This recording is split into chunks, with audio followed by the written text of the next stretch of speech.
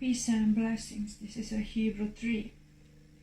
So, my brothers and sisters, those chosen by God to be His holy people, think about Jesus.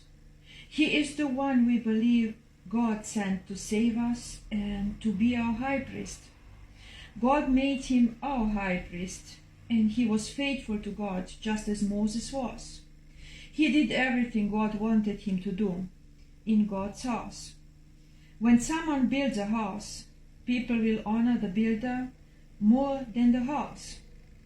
It is the same with Jesus. He should have more honor than Moses. Every house is built by someone, but God built everything. Moses was faithful as a servant in God's whole house. He told people what God would say in the future. But Christ is faithful in ruling God's house as the Son, and we are God's house. If we remain confident of the great hope we are glad to say we have. That was the day you tested God in the desert. For 40 years in the desert, your people saw what I did, but they tested me and my patience, so I was angry with them. I said, their thoughts are always wrong.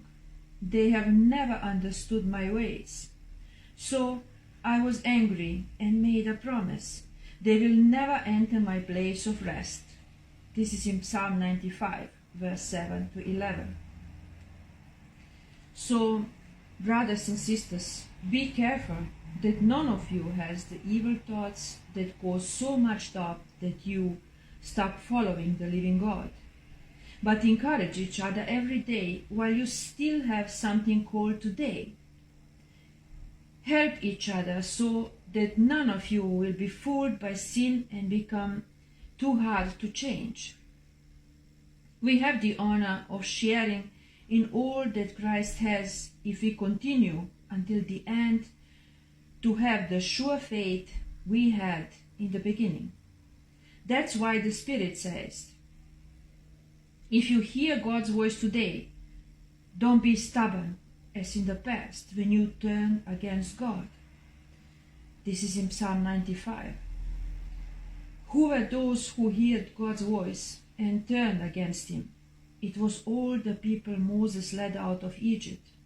And who was God angry with for 40 years? He was angry with those who sinned, and their dead bodies were left in the desert. And which people was God talking to when He promised that they would never enter His place of rest? He was talking to those who did not obey Him. So we see that they were not allowed to enter and have God's rest because they did not believe. Praise the Lord. Amen.